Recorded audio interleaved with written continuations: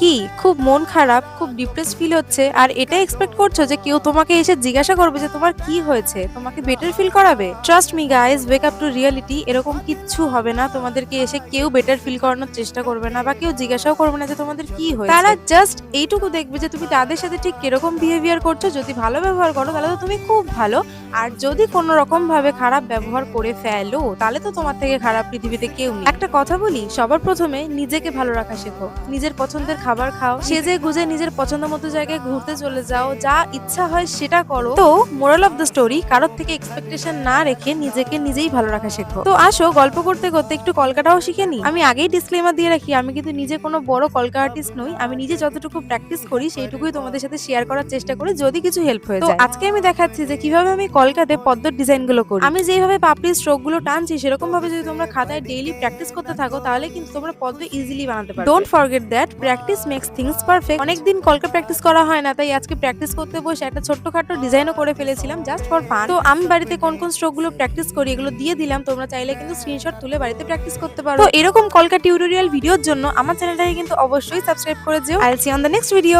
By.